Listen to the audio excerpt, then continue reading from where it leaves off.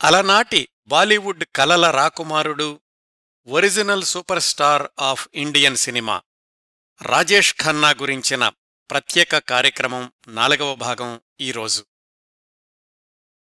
గత 3 భాగాల్లో రాజేష్ ఖన్నా వ్యక్తిగత సినీ జీవిత విశేషాలు చాలా తెలుసుకున్నాం. ఆయన పుట్టిన పాకిస్తాన్ నుంచి అమృత్సర్కి, అక్కడ్నుంచి బొంబాయికి రావడం, బాల్యం, విద్యాభ్యాసం, నాటకాలు, సినిమారంగ ప్రవేశం, 2 ఏళ్ల సంఘర్షణ తర్వాత 1969లో విడుదలైన ఆరాధన చిత్రంతో ఒక్కసారిగా సూపర్ స్టార్ స్థాయికి ఎదిగిపోయి 3 ఏళ్లపాటు వరుసగా 17 హిట్ సినిమాల రికార్డు సృష్టించడం, 1972 చివర్లో 1-2 సినిమాల పరాజయం, అంజు మహేంద్రుతో సాన్నిహిత్యం, పొరపొచ్చాలు రావడం, 1972 చివర్లోనే డింపుల్ కపాడియా దగ్గరవడం, ఇవన్నీ మాట్లాడుకున్నాం.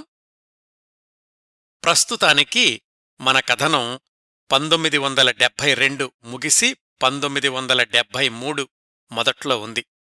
ఇక్కడ్నుంచి మిగతా విశేషాలు ఈరోజు 4వ భాగంలో తెలుసుకుందాం. అంజు మహేంద్రుతో విభేదాలు తారాస్థాయికి చేరాక, ఇంకా ఆ బంధం కొనసాగదు అని నిశ్చయించుకున్నాక రాజేష్ ఖన్నా డింపుల్ కపాడియా పట్ల ఆకర్షణను వివాహబంధంగా ఎంత త్వరగా మార్చుకుంటే అంత మంచిది అనుకున్నారు.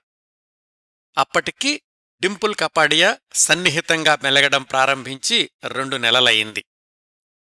మరి అంత తీరికలేని సినీ జీవితంలో సమయం ఎలా దొరికిందో కాని, ఒకరోజు అర్ధరాత్రి జుహూ ప్రాంతంలోని బీచ్లో నడుస్తూ రాజేష్ ఖన్నా తన మనసులోని మాటను డింపుల్ కపాడియాకు చెప్పేశారట. రాజేష్ ఖన్నా నుంచి అంత త్వరగా వివాహ ప్రసక్తి వస్తుందని డింపుల్ కపాడియా ఊహించలేదు. అప్పటికి బాబీ సినిమా నిర్మాణం ఇంకా మధ్యలో ఉంది.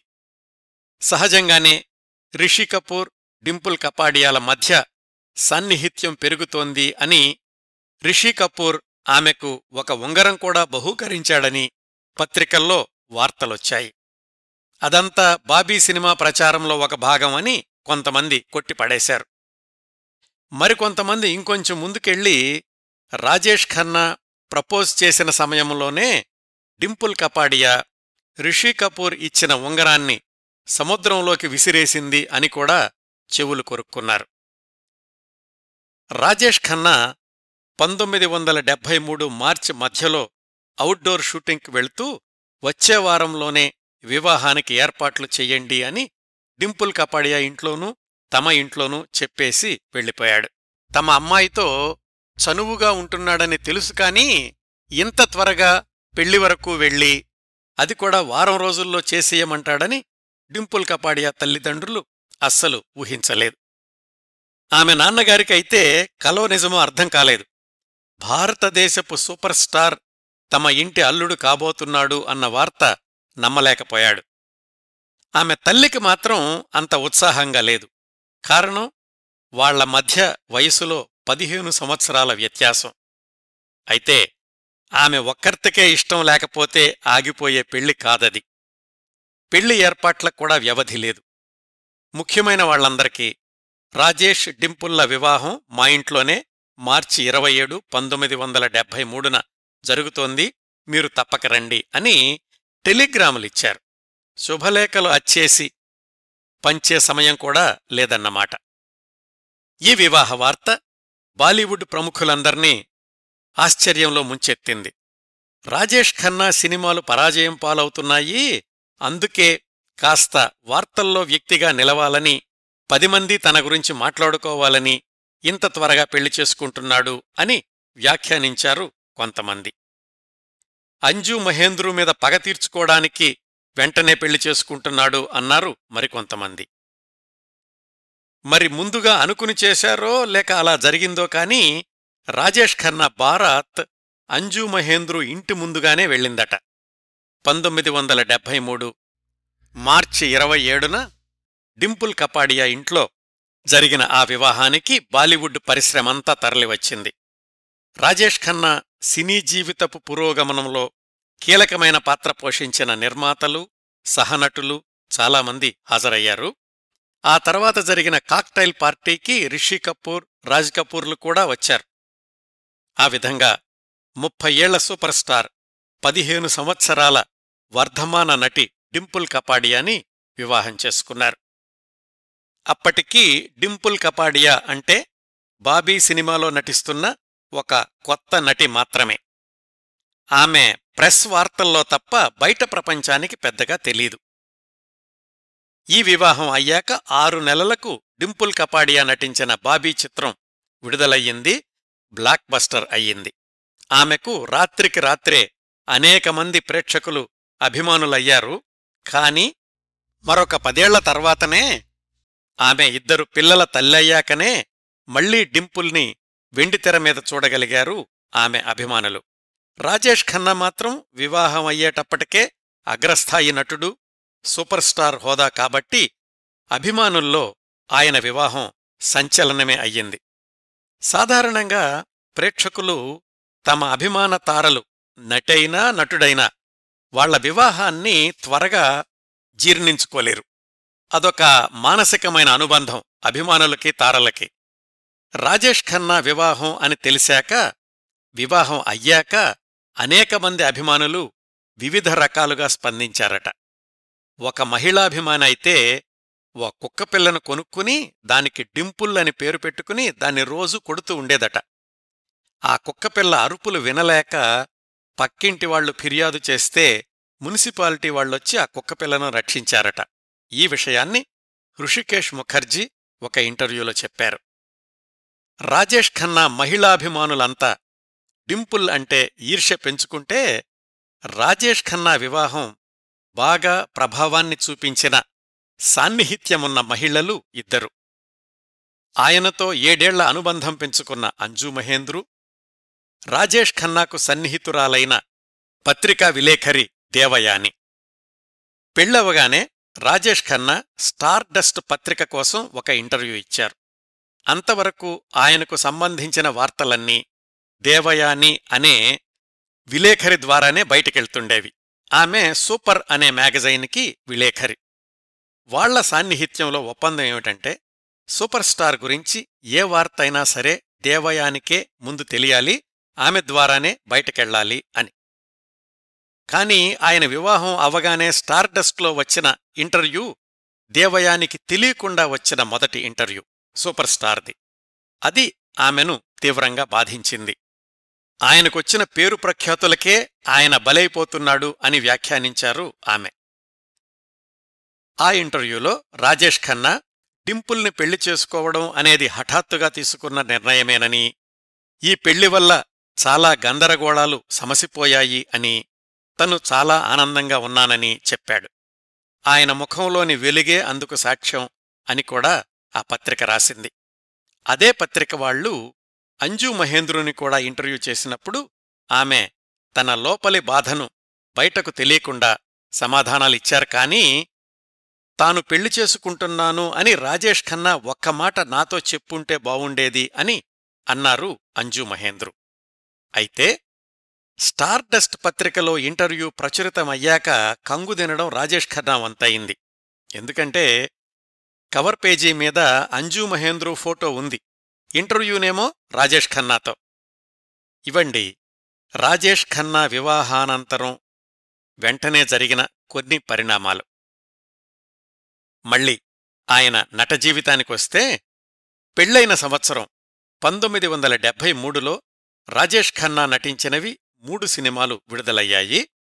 ఆయన పెళ్లికి ముందు 1973 జనవరిలో విడుదలైన రాజా రాణీలో రాజేష్ ఖన్నా, షర్మిలా ఠాగూర్లు హీరో హీరోయిన్లు.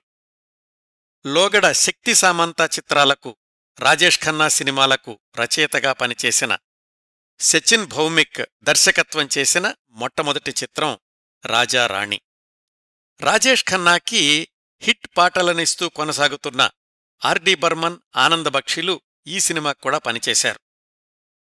ఇందులోనే ఆశా భోంస్లే పాడిన జబ్ అంధేరా హోతా హై పాట ఫిల్మ్ఫేర్ అవార్డ్స్ నామినేషన్కి అర్హత తెచ్చుకుంది. రాజారాణి చిత్రం నిర్మాతలకు మంచి లాభాలు తెచ్చిపెట్టింది. ఆ సంవత్సరం అత్యధిక వసూళ్లు సాధించిన చిత్రాల జాబితాలో స్థానం సంపాదించుకుంది. ఆ రోజుల్లో దర్శకులు చాలామంది రాజేష్ ఖన్నాని ఆరాధనలో చేసినట్లే చెయ్యండి, అలాగే కళ్ళు ఆర్పండి అంటుండేవాళ్లట. నా మేనరిజమ్సు, నా ఇమేజే నాకు ప్రతిబంధకాలయ్యాయి అని ఆయన ఒక ఇంటర్వ్యూలో చెప్పుకున్నారు. రాజేష్ ఖన్నా పెళ్లయ్యాక నెల రోజులకు విడుదలైన చిత్రం దాగ్ ఒక ప్రేమగీతం, బ్లాక్ బస్టర్ చిత్రం అయ్యింది. మరొకసారి రాజేష్ ఖన్నాది రొమాంటిక్ హీరో పాత్ర. ఈసారి ఇద్దరు హీరోయిన్లు, షర్మిలా ఠాగూర్, రాఖీ. యష్ చోప్రా దర్శకుడు. రాజేష్ ఖన్నా మొదటి హిట్ చిత్రం ఇత్తేఫాక్ దర్శకుడు ఈయనే. అంతవరకు ఆయన సోదరుడు బిఆర్ చోప్రా సినిమాలకు దర్శకుడిగా కొనసాగుతున్న యష్ చోప్రా సొంతంగా యష్ రాజ్ ఫిలిమ్స్ అనే సంస్థను స్థాపించి తానే దర్శక నిర్మాతగా రూపొందించిన తొలి చిత్రం దాగ్. యష్ రాజ్ అంటే యష్ చోప్రా పేర్లో యష్, రాజేష్ ఖన్నాలో రాజ్ అని కొన్ని వార్తలొచ్చాయి. కాని వాళ్ళిద్దరిలో ఎవరూ కూడా ఆ వార్తని ధృవీకరించలేదు. సొంతంగా సినిమా అంటే చాలా పెట్టుబడి కావాలి కదా. యష్ చోప్రా నిర్మాతగా తొలి ప్రయత్నం అనగానే రాజేష్ ఖన్నా అడ్వాన్సు, పారితోషికం ఎంత అనే అంశాలు లేకుండా కాంట్రాక్టు మీద సంతకం చేసేశారు. మీకు సినిమా వ్యాపారం జరిగాక ఎంత ఇవ్వాలనుకుంటే అంత ఇవ్వండి అని కూడా అన్నారట రాజేష్ ఖన్నా. రాజేష్ ఖన్నా హీరోగా చేస్తున్నారు అనగానే పెట్టుబడిదారులు, పంపిణీదారులు బారులు తీరారు. అలా ప్రారంభమైంది యష్ రాజ్ ఫిలిమ్స్ సంస్థ, వాళ్ల తొలి చిత్రం దాగ్. ఈ సినిమాలోని మేరే దిల్ మే ఆజ్ క్యా హై పాట భారతదేశాన్ని ఆ మూల నుంచి ఈ మూల వరకు కమ్మేసింది ఆ రోజుల్లో. కాదర్ ఖాన్ ఈ సినిమా ద్వారానే నటుడిగా మొదటిసారి వెండితెర మీద కనిపించారు. ఈ సినిమాలో రాఖీ ధరించిన పాత్ర పేరు చాంద్ని. ఇదే పేరుని యష్ చోప్రా తన తర్వాతి సినిమాలు సిల్సిలా, చాందినీల్లో కూడా కొనసాగించారు. ఆ సంవత్సరపు ఫిలింఫేర్ అవార్డ్స్లో 7 నామినేషన్లకు ఎంపికయింది దాగ్ చిత్రం. వాటిల్లో 2 పురస్కారాలు గెలుచుకుంది. ఉత్తమ దర్శకుడిగా యష్ చోప్రాకి, ఉత్తమ సహాయ నటిగా రాఖీకి అవార్డులొచ్చాయి. ఘన విజయం సాధించిన ఈ చిత్రం 5 ఏళ్ల తర్వాత తెలుగులో వి మధుసూదనరావు గారి దర్శకత్వంలో విచిత్ర జీవితంగా పునర్నిర్మాణమయ్యింది. రాజేష్ ఖన్నా, షర్మిలా ఠాగూర్, రాఖీ పాత్రల్ని అక్కినేని నాగేశ్వరరావు, వాణిశ్రీ, జయసుధ పోషించారు. దాగ్ చిత్రం విడుదలైన నెల రోజులకు బాలీవుడ్లో ఒక సునామీ చెలరేగింది. దాని పేరే అమితాబ్ నటించిన జంజీర్. అంతవరకు రొమాంటిక్ హీరోల్ని చూస్తున్న ప్రేక్షకులకు యాంగ్రీ యంగ్ మ్యాన్ అమితాబ్ పాత్ర కొత్తగా కనిపించింది. అంతరాంతరాల్లో, మనసు పొరల్లో ఉన్న సమాజం మీద కసి, ద్వేషం ఆ పాత్ర ద్వారా బయటికి రావడంతో ప్రేక్షకులు జంజీర్కి బ్రహ్మరథం పట్టారు.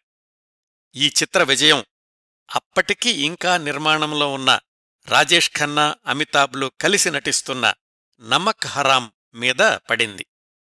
ఎలాగంటే, హృషికేశ్ ముఖర్జీ దర్శకుడిగా ఆనంద్ తర్వాత రాజేష్ ఖన్నా, అమితాబ్ బచ్చన్ల కలయికలో రూపొందిన చిత్రం నమక్ హరాం. ఈ సినిమా షూటింగ్ మొదలుపెట్టేసరికి జంజీర్ ఇంకా విడుదల కాలేదు. అమితాబ్ బచ్చన్ సాధారణ నటుడే, సరిగ్గా చెప్పుకోవాలంటే ఫ్లాప్ నటుడు కూడా. రాజేష్ ఖన్నానేమో ఇంకా తీరిక లేకుండా నటిస్తున్న సూపర్ స్టార్.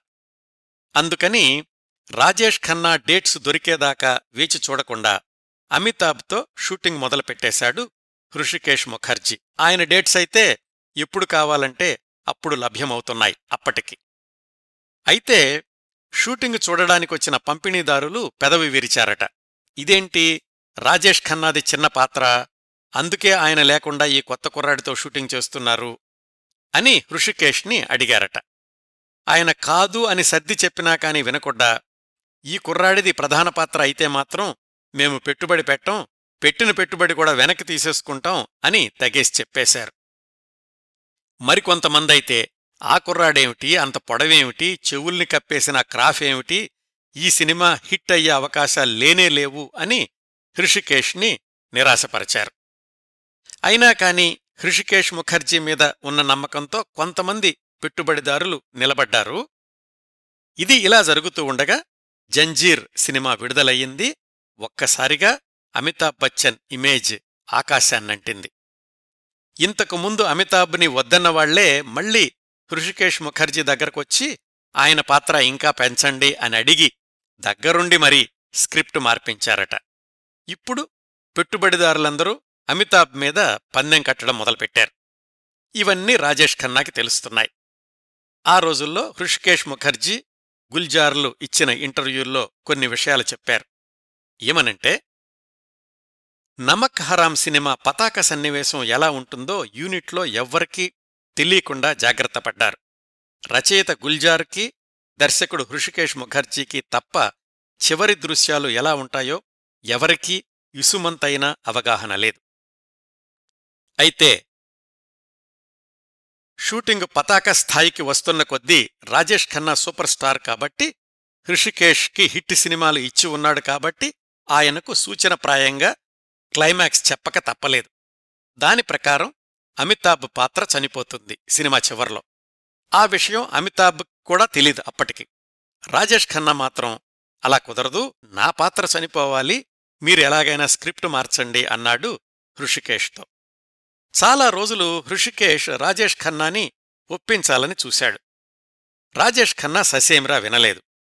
ఆనంద్, సఫర్ ఈ సినిమాల్లోలాగా నా పాత్ర చనిపోతేనే నా హీరోయిజం నిలుస్తుంది అని వాదించడమే కాకుండా హృషికేశ్ ఆఫీసులో ఉన్న తన పోస్టర్కి తనే పూలదండ కూడా వేశాడట ఒకరోజు రాజేష్ ఖన్నా. హృషికేశ్ మార్పు చెయ్యక తప్పలేదు.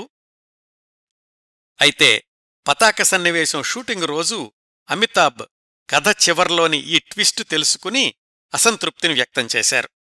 రాజేష్ ఖన్నా పట్టుబట్టి మార్పు చేయించారు అని అమితాబ్కి వార్త చేరవేశారెవరో.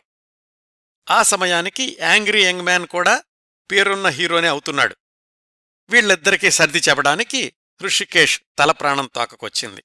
ఎలాగో షూటింగ్ అయితే పూర్తయింది. కాని ఈ సంఘటన రాజేష్ ఖన్నా, అమితాబ్ల మధ్య మనస్పర్ధలకు, అపార్థాలకు దారితీసింది.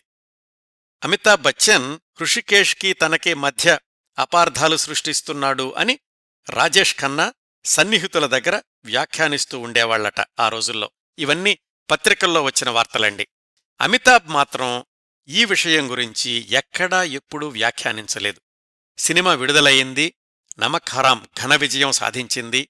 అయితే అమితాబ్, రాజేష్ ఖన్నాలు మాత్రం మళ్లీ ఏ సినిమాలోనూ కలిసి నటించలేదు.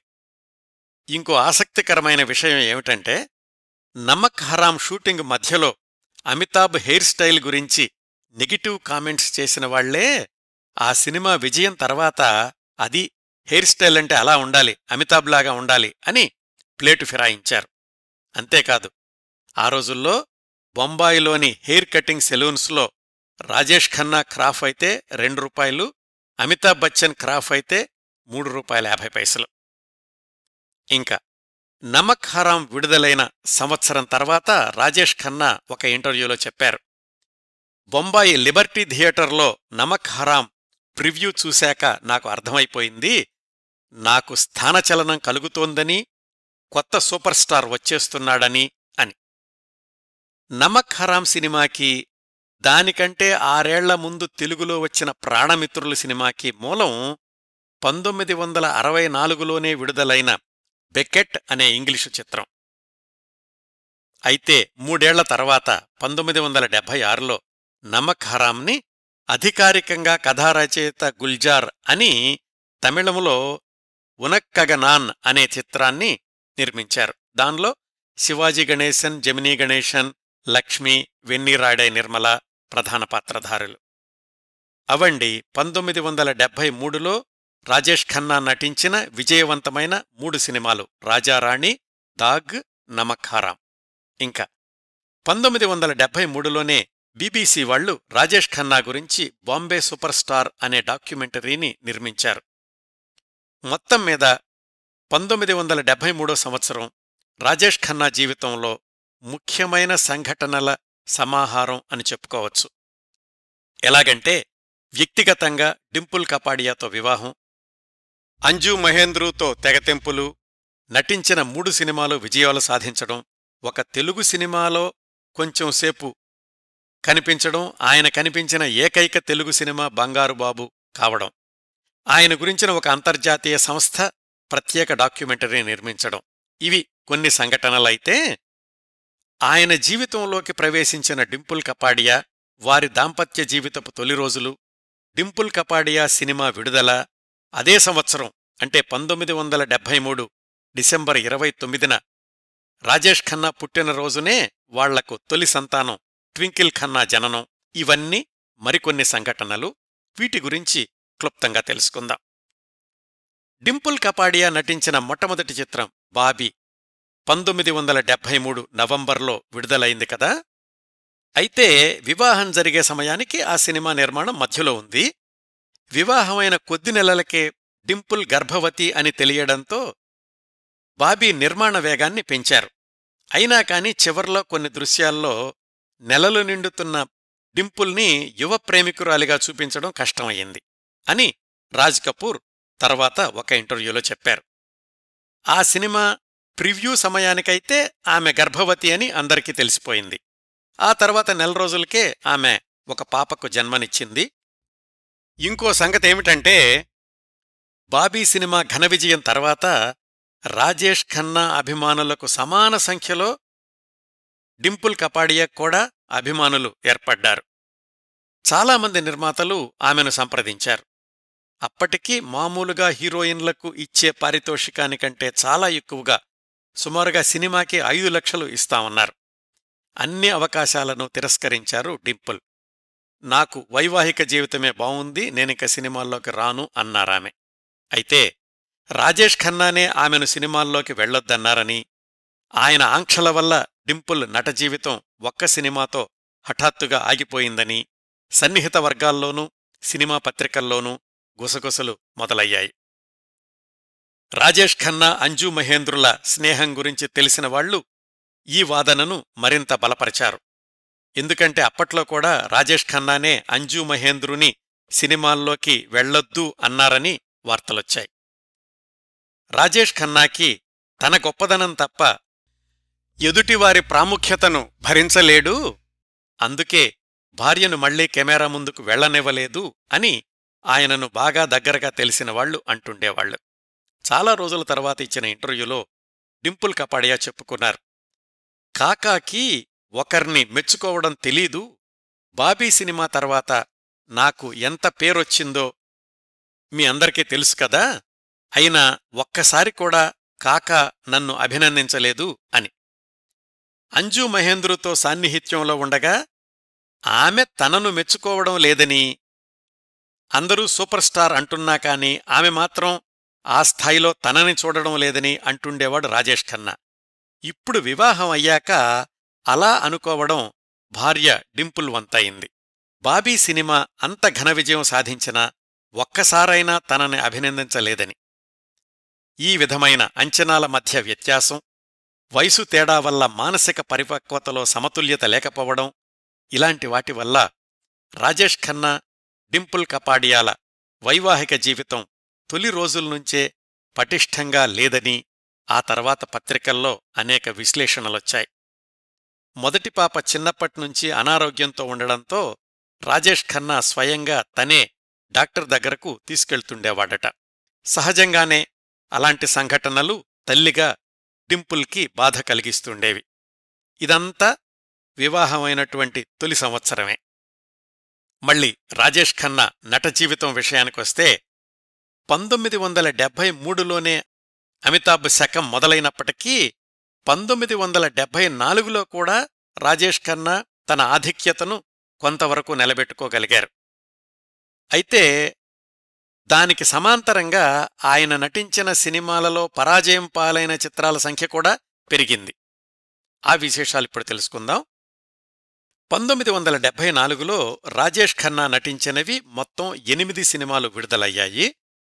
వాటిల్లో అతిథి పాత్రల్లో కనిపించిన కిషోర్ కుమార్ చిత్రం బడ్తీ కా నామ్ దాడి, కె బాలచందర్ రీమేక్ చిత్రం ఆయన వీటిని మినహాయిస్తే రాజేష్ ఖన్నా హీరోగా నటించినవి 6 సినిమాలు. వాటిల్లో ఆప్కీ కసం, ప్రేమ్ నగర్, అజ్నబీ, రోటీ సూపర్ హిట్స్ అయితే వీటితో పోలిస్తే బాసు భట్టాచార్య ఆవిష్కార్, జంబులింగం దర్శకత్వంలో తయారైన హంషకల్ పరాజయమైన చిత్రాలుగా పరిగణించవచ్చు. 80% ఘన విజయాలు అంటే ఇంకా రాజేష్ ఖన్నా హవా కొనసాగుతున్నట్లే లెక్క. ఇదంతా 1974లోనండి. వీటిల్లో విడుదల ప్రకారం చూసుకుంటే 1974లో మొదటగా విడుదలైన సినిమానే సూపర్ హిట్ చిత్రం ఆప్ కీ కసం. అంతవరకు నిర్మాతగానే ఉన్న జె. ఓంప్రకాష్ దర్శకుడిగా కూడా మొట్టమొదటి చిత్రం ఇది. 1970లోనే మలయాళంలో వచ్చిన వాళ్వే మాయం అనే చిత్రం ఆప్కీ కసంకి మూలం. ముగింపు వేరువేరనుకోండి. అయితే దీనిలో కథానాయకుడు ధీర గంభీర వ్యక్తిత్వం ఉన్నవాడు కాదు, సాహసాలేమీ చెయ్యడు, జీవితంలో అన్నీ పోగొట్టుకునేవాడు, చివరికి దయనీయంగా మరణిస్తాడు కూడా. అంతవరకు రాజేష్ ఖన్నా చేస్తున్న పాత్రలకు చాలా భిన్నమైన పాత్ర. అప్పటికే 1-2 చిత్రాలు పరాజయం పాలవుతూ వచ్చాయి కాబట్టి రాజేష్ ఖన్నా ఓంప్రకాష్తో చెప్పారు, మరొకసారి ఆలోచించండి, నాతో ఇలాంటి చిత్రం తీయడం ఇబ్బందేమో, ప్రయోగాత్మకమవుతుందేమో కాని మీరు నష్టాల పాలు కాకూడదు, వేరే ఎవరినైనా చూసుకోండి అని. అయినా కాని ఓంప్రకాష్ వినలేదు. లేదు, మీతోనే ఈ సినిమా తీస్తాను, మీరు వద్దు అంటే ఈ ప్రాజెక్టు పక్కన పెట్టేస్తాను అన్నారు. ఆయన నమ్మకమే నిజమయ్యింది.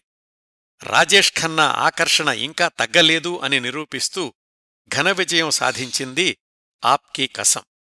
ముఖ్యంగా ఈ సినిమాలోని పాటలు ఆర్.డి. బర్మన్, ఆనంద్ బక్షిల కలయిక మరొకసారి తిరుగులేని జంట అని నిరూపించుకున్నారు. జై జై శివశంకర్, కర్వతే బదల్తే రహే, జిందగీ కే సఫర్ మే ఇవన్నీ కూడా బినా కా గీత్మాల టాప్ 10లో స్థానం సంపాదించుకోగలిగాయి. కొన్నేళ్లపాటు ప్రేక్షకుల్ని శ్రోతల్ని వెంటాడుతూనే ఉన్నాయి ఆ ఆప్కీ కసంలోని పాటలన్నీ. ఆ సినిమా విడుదలయ్యాక 2 రోజులకే విడుదలయ్యింది రాజేష్ ఖన్నా ద్విపాత్రాభినయం చేసిన పరాజయం పాలైన చిత్రం హంషకల్. లోగడ రాజేష్ ఖన్నాతో విజయవంతమైన చిత్రాలను నిర్మించిన మద్రాసు నిర్మాతలు వీనస్ పిక్చర్స్ వాళ్లే ఈ చిత్రాన్ని కూడా నిర్మించారు. దీనికి సమాంతరంగా తెలుగులో ఇదే సినిమాని అక్కినేని నాగేశ్వరరావు గారి ద్విపాత్రాభినయంతో వి. మధుసూదన్ రావు గారి దర్శకత్వంలో మంచివాడు పేరుతోటి నిర్మించారు. తెలుగులో మంచివాడు చిత్రం హిందీ హంషకల్ కంటే 2 నెలలు ముందు విడుదలయ్యింది. ఈ రెండింటికీ కూడా మూలం 1970లోనే వచ్చిన కన్నడ చిత్రం బాలు బెళగితు ఆధారం. మళ్లీ 2 ఏళ్ల తర్వాత ఇదే చిత్రాన్ని తమిళంలో ఎంజీఆర్తో ఊరుక్కు ఉళైప్పావన్ పేరుతో పునర్నిర్మించారు. ఇన్ని భాషల్లో నిర్మించారు అంటే ఆ కథ మీద నిర్మాతలకి ఎంతో నమ్మకం ఉండాలి. పైగా రాజేష్ ఖన్నాకి జోడీగా మౌసమీ చటర్జీ, తనూజలు నటించారు. ఎన్ని హంగులున్నప్పటికీ హంషకల్ పరాజయం పాలయింది.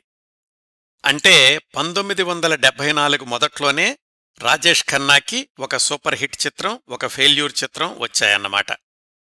ఈ 2 విడుదలైన నెల రోజులకి మరొక సూపర్ హిట్ సినిమా ఇచ్చారు రాజేష్ ఖన్నా.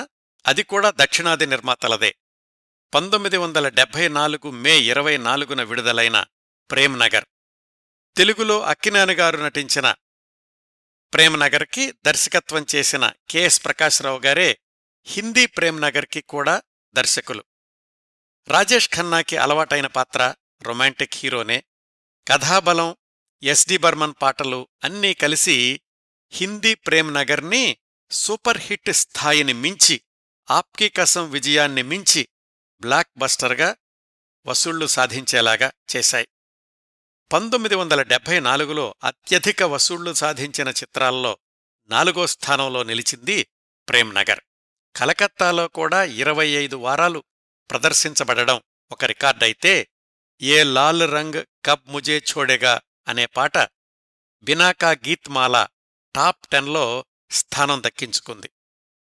దీని తర్వాత 1974 సెప్టెంబర్లో విడుదలైన రాజేష్ ఖన్నా, జీనత్ అమన్లు జంటగా నటించిన అజ్నబీ, అది కూడా విజయవంతమైన చిత్రంగా నమోదయింది. ప్లాటినం జూబిలీ కూడా జరుపుకుంది. రాజేష్ ఖన్నా పక్కన జీనత్ అమన్ కథానాయికగా నటించిన మొదటి చిత్రం అజ్నబీ. శక్తి సామంత దర్శకుడిగా, ఆనంద్ బక్షి, ఆర్డి బర్మన్ల కలయికలో స్వరాలు సమకూర్చుకున్న 4 పాటలు ప్రజాదరణ పొందాయి. హమ్ దోనో దో ప్రేమి అనే యుగళగీతాన్ని పూర్తిగా రైలు పెట్టెల కప్పు మీదనే చిత్రీకరించడం ఒక విశేషం. భీగీ భీగీ రాతొమ్మే పాట కూడా ఆ రోజుల్లో రేడియోలో తరచూ వినిపిస్తూ ఉండేది. 1974లో రాజేష్ ఖన్నా నటించిన మరొక సూపర్ హిట్ చిత్రం అక్టోబర్లో విడుదలైన రోటీ. ప్రేక్షకులు అత్యధికంగా ఆదరించిన రాజేష్ ఖన్నా, ముంతాజ్ జంట. మన్మోహన్ దేశాయ్ దర్శకత్వం చేసిన ఈ సినిమా నిర్మాణంలో రాజేష్ ఖన్నా కూడా భాగస్వామే. Rajesh Khanna romantic hero image నుంచి బయటకొచ్చి నటించిన చిత్రం. నిర్మాతలకు అంటే రాజేష్ ఖన్నాకు కూడా లాభాల పంటలు పండించింది రోటీ చిత్రం. తర్వాత రోజుల్లో తెలుగులో ఎన్టీఆర్ మంజుల కాంబినేషన్లో నేరం నాది కాదు ఆకలిగా పునర్నిర్మాణమై అక్కడ కూడా విజయం సాధించింది. మొత్తానికి 1974లో విడుదలైన చిత్రాల్లో మొదటిది ఆప్కీ కసం, చివరిది రోటీ, రెండూ హిట్ సినిమాలే. 1974 జూన్లో విడుదలైన ఆవిష్కార్ బాసు ఛటర్జీ దర్శక నిర్మాతగా రూపొందించిన చిత్రం. భార్యాభర్తల బంధంలోని సున్నితమైన కోణాల్ని బాసు భట్టాచార్య తనదైన శైలిలో చిత్రీకరించినటువంటి సినిమా అది. రాజేష్ ఖన్నా నటనకు అత్యుత్తమ ప్రశంసలందుకున్నారు. ఆ సంవత్సరం ఫిలింఫేర్ ఉత్తమ నటుడి పురస్కారాన్ని కూడా దక్కించుకున్నారు.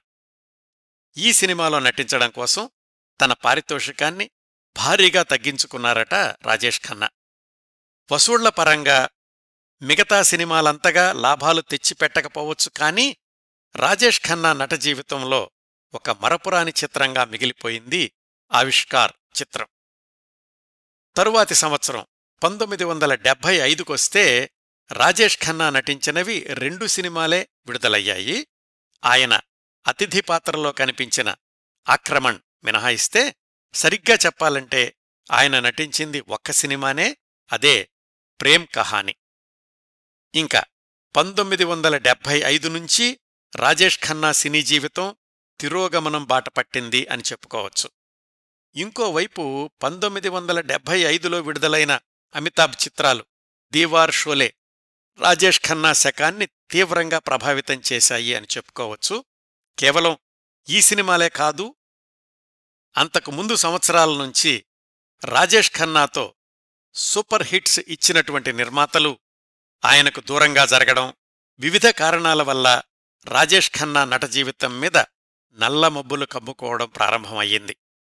వివిధ ఇంటర్వ్యూల్లో వివిధ ప్రముఖులు వివిధ సందర్భాల్లో చెప్పిన సమాచారం ప్రకారం ఆ సంవత్సరాల్లో ఎలాంటి సంఘటనలు చోటు చేసుకున్నాయంటే, రాజేష్ ఖన్నా వ్యక్తిగత జీవితంలోని అలవాట్లు కూడా ఆయన నట జీవితం మీద తీవ్రమైన నెగటివ్ ప్రభావాన్ని చూపించాయి అంటారు.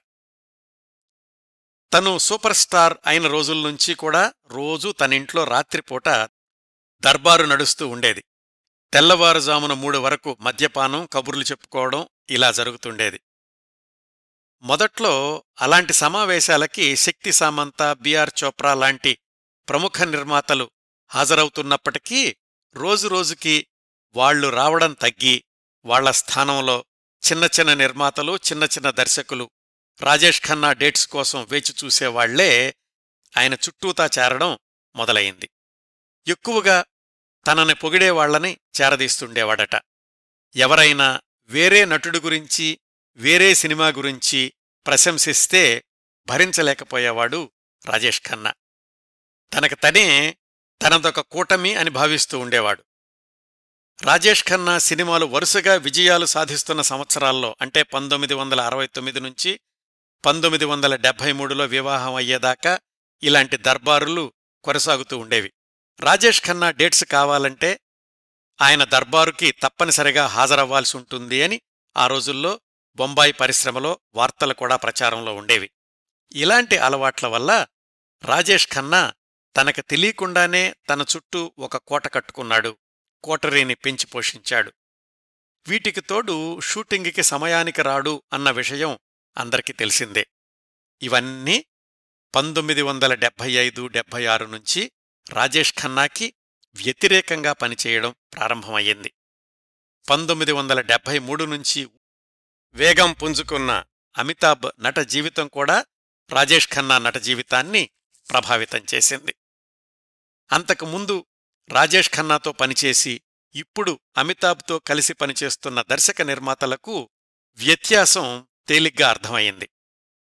షూటింగ్ సమయం కంటే ముందే సెట్స్కి రావడం, క్రమశిక్షణతో ప్రవర్తించడం, దర్శకుడు చెప్పిందే వేదం అన్నట్లు గౌరవించే మనస్తత్వం, ఇవన్నీ అమితాబ్ ఇమేజ్ని అమాంతం పెంచేశాయి.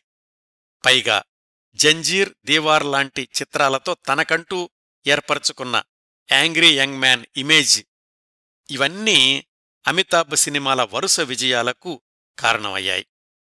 1975లో విడుదలైన షోలే గురించైతే వేరే చెప్పాల్సిన అవసరం లేదు కదా. పైగా ఆ సమయానికి ప్రేక్షకుల అభిరుచుల్లో కూడా తేడా వచ్చింది. రాజేష్ ఖన్నా నటన, మేనరిజమ్స్ చూసి చూసి మొహం మొత్తింది. పక్కనే రక్తం ఉరకలెత్తించే అమితాబ్ డైలాగ్స్తో యువతరం ఉర్రూతలూగింది. భ్రమల ప్రపంచంలో జీవిస్తున్న రాజేష్ ఖన్నాకి ఇవన్నీ అర్థం కావడానికి సమయం పట్టింది. తెలుసుకునేసరికి ఆయన అభిమానులంతా అమితాబ్ వైపుకి వెళ్లారు. కొత్తగా వచ్చినటువంటి తరం కూడా అమితాబ్ వైపే మొగ్గు చూపించింది. అంతవరకు రాజేష్ ఖన్నాతో హిట్లు, సూపర్ హిట్లు ఇచ్చిన దర్శక నిర్మాతల, రచయితల విషయానికొస్తే, రాజేష్ ఖన్నాతో దాగ్ లాంటి విజయవంతమైన చిత్రాన్ని రూపొందించిన యష్ రాజ్ సంస్థకు బలీయమైన పునాది వేసిన యష్ చోప్రా తన తరువాతి చిత్రం దీవార్కి అమితాబ్ని హీరోగా ఎంచుకున్నాడు.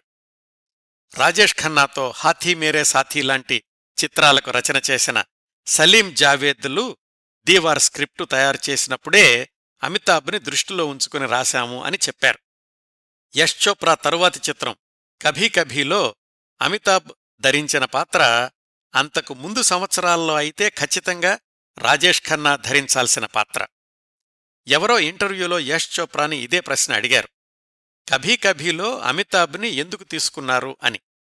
దానికి ఆయన చెప్పిన సమాధానం, ఒక్కొక్కసారి కొంతమంది నటీనటులతో కలిసి పనిచేస్తూ ఉంటే కొన్ని సౌకర్యాలు, అసౌకర్యాలు అర్థమవుతాయి. నాకు అమితాబ్తో పనిచేయడం చాలా సౌకర్యవంతంగా అనిపించింది అని. యష్ చోప్రా రాజేష్ ఖన్నా గురించి ఎప్పుడూ నెగిటివ్ వ్యాఖ్యానం చెయ్యలేదు. కానీ కభీ కభీ, సిల్సిలా లాంటి చిత్రాలకు రచన చేసిన సాగర్ సర్హాదీ మాత్రం ఒక ఇంటర్వ్యూలో చెప్పారు, రాజేష్ ఖన్నా అలవాట్లు భరించలేకే యష్ చోప్రా అమితాబ్ వైపు వెళ్లారు అని. అదే రోజుల్లో సలీం జావేద్ల జంటలోని జావేద్ అఖ్తర్కి రాజేష్ ఖన్నాకి మధ్య పొరపొచ్చాలు వచ్చాయి అని పత్రికలు రాశాయి. వాళ్ల మధ్య ఏం జరిగిందో కానీ సలీం జావేద్లు రాసిన మంచి మంచి స్క్రిప్టులన్నీ అమితాబ్ వైపు వెళ్లాయి. రాజేష్ ఖన్నా తన సినిమాలు పరాజయం పాలవుతున్నప్పుడు సమీక్షించుకుంటూ ఆత్మవిమర్శ చేసుకునే బదులుగా తన వైఫల్యాలను ఎదుటివారిమీద నెట్టేయడం వల్ల కూడా ఆయన నట జీవితం తిరుగుముఖం పట్టింది అని విశ్లేషకుల అభిప్రాయం. అలాంటి రోజుల్లో కూడా రాజేష్ ఖన్నా తన అలవాట్లను ఏమాత్రం మార్చుకోకపోవడం అనేది ఆయన్ని నిర్మాతలకు దూరం చేసింది అంటారు. దీనికి ఒక ఉదాహరణ,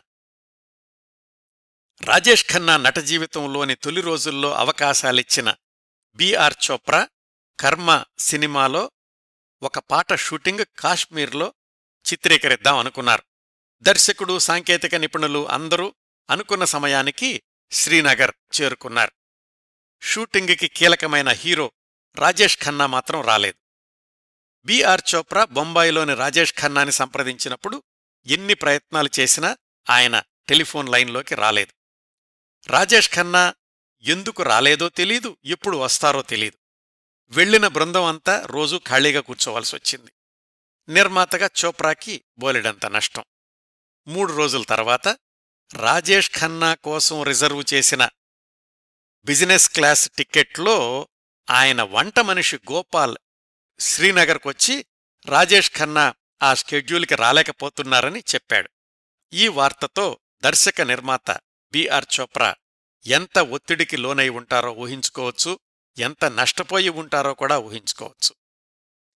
1975 నుంచి రాజేష్ ఖన్నా నట జీవితం ఇలా ఉంటే, ఇవన్నీ ఆయన వైవాహిక జీవితం మీద కూడా నెగిటివ్ ప్రభావాన్ని చూపించాయి. ఎలాగంటే 1978 సెప్టెంబర్లో సూపర్ పత్రికకు డింపుల్ ఖన్నా ఇచ్చిన ఇంటర్వ్యూలో కొన్ని విశేషాలు చెప్పారు. రాజేష్ ఖన్నా షూటింగ్ నుంచి తిరిగొచ్చే వరకు డింపుల్ ఖన్నాకి కూతురు, ఆ బంగ్లానే ప్రపంచం. వేరే కాలక్షేపం ఏమీ ఉండేది కాదు. బయట ప్రపంచమంతా బాబీ హీరోయిన్ గురించి మాట్లాడుకుంటుంటే డింపుల్ పరిస్థితి మాత్రం బంగారు పంజరంలో చిక్కుకున్నట్లయింది. షూటింగ్ నుంచి రాత్రిపూట చాలా ఆలస్యంగా వస్తుండేవాడు రాజేష్ ఖన్నా. అప్పటి వరకు నిద్రపోకుండా ఎదురుచూడ్డం డింపుల్ బాధ్యత. భోజనం చేశాక ఇద్దరూ బాల్కనీలో కూర్చుంటే రాజేష్ ఖన్నా సిగరెట్ మీద సిగరెట్ తాగడం, సముద్రం వైపు చూస్తుండడమే తప్ప ఒక్క మాట కూడా మాట్లాడేవాడు కాదట. లోపల ఏవేవో ఆలోచనలు ఆయన్ని ఇబ్బంది పెడుతూ ఉండేవి, ముఖ్యంగా దిగజారుతున్న కెరీర్ గురించి. కానీ అవేమీ భార్యతోటి పంచుకునేవాడు కాదు. పొద్దున్నుంచి ఒంటరిగానే ఉన్న డింపుల్ భర్త ఒక్క మాట మాట్లాడినా చాలు అన్నట్లుగా ఎదురుచూస్తూ ఉండేది. 1-2 గంటలు అయ్యాక ముక్తసరిగా పాప ఎలా ఉంది అని ఇంట్లోకి వెళ్ళిపోయేవాడా అంతే. ఈ నిశ్శబ్ద ప్రపంచాన్ని భరించలేక ఒకరోజు డింపుల్ పాపను తీసుకుని తన పుట్టింటికెళ్ళిపోయింది. భర్తతో చర్చించి పరిష్కరించుకోవాలి అన్నంత పరిణితి ఉన్న వయసు కూడా కాదు ఆమెకు అప్పటికి. ఆయనంత మౌనంగా ఉండేవాడు, నేనెందుకు కదిలించడం అని ఆమె భావన. ఆమె పుట్టింటికి వచ్చిన మర్నాడే 4 రోజులపాటు అవుట్డోర్ షూటింగ్ కోసం రాజేష్ ఖన్నా బొంబాయి వదిలి వెళ్లాడు. సినిమా పత్రికల్లో పుకార్లు మొదలయ్యాయి. డింపుల్ పుట్టింటికొచ్చేసింది, సినిమాల్లో అవకాశాల కోసం మళ్లీ ప్రయత్నిస్తోందట అంటూ. 4 రోజుల తర్వాత షూటింగ్ నుంచి వెనక్కొచ్చేసిన రాజేష్ ఖన్నా సరాసరి డింపుల్ వాళ్ళింటికెళ్లాడు. నవ్వుతూ ప్రేమగా పలకరించిన భర్తతో కలిసి ఆశీర్వాద్ బంగ్లాకి వచ్చేసింది డింపుల్. 1977 జులై 27న రెండో పాప పుట్టింది. కొడుకు కావాలి అనుకుంటున్న రాజేష్ ఖన్నా చాలా నిరుత్సాహపడ్డాడు అని పత్రికలు రాశాయి. అప్పటికే సినిమాలు కూడా వరుస పరాజయాలవడం వల్ల అలా ఉంటున్నాడు అని మరికొన్ని పత్రికలు రాశాయి. చాలా సంవత్సరాల తర్వాత రాజేష్ ఖన్నా ఇచ్చిన ఒక ఇంటర్వ్యూలో చెప్పుకున్నారు, బహుశా నాదే పొరపాటయ్యుంటుంది, డింపుల్ చాలా చిన్నపిల్ల, నా ఆత్మీయత ఎక్కువగా కోరుకుంటోంది అని అర్థం చేసుకోలేకపోయాను. నా సినిమాల పరాజయం కూడా నన్ను కుంగదీస్తూ ఉండేది, అలాంటివి తనతో పంచుకుంటే కొంచెం ఉపశమనం లభించేదేమో, మా మధ్య అపార్థాలు తలెత్తకుండా ఉండేవేమో, అలాంటి ప్రయత్నాలు చెయ్యకపోవడం నా పొరపాటే అనిపిస్తోంది అని. ఇలాంటి పొరపాట్లు, అపార్థాలు మరొక 5 ఏళ్లు కొనసాగి చివరికి 1982లో వాళ్ల ఎడబాటుకి దారితీసింది. వాటి గురించిన మరిన్ని వివరాలు 1983లో మళ్లీ రాజేష్ ఖన్నా సినిమాలు విజయాల బాట పట్టేదాకా ఆయన ఎదుర్కొన్న వైఫల్యాలు, అయినప్పటికీ తగ్గని ఆయన సినిమాల సంఖ్య, వీటన్నింటి గురించి వచ్చే వారం రాజేష్ ఖన్నా జీవనరేఖలు 5వ భాగంలో మాట్లాడుకుందాం. ఈ భాగాన్ని ఇంతటితో ముగిస్తానండి. ఈ కార్యక్రమాలను ఆదరించి అభిమానిస్తున్న శ్రోతలందరకు హృదయపూర్వకంగా ధన్యవాదాలు తెలియచేస్తున్నాను. వచ్చేవారం ఈ కార్యక్రమం కొనసాగింపు 5వ భాగంతో కలుసుకుందాం. అంతవరకు నవ్వుతూ ఉండండి. మీ నవ్వులు 10 మందికి పంచండి. ప్రస్తుతానికి మీ వద్ద సెలవు తీసుకుంటోంది సదా మీ ఆదరాభిమానాలను కోరుకునే మీ కిరణ్ ప్రభ.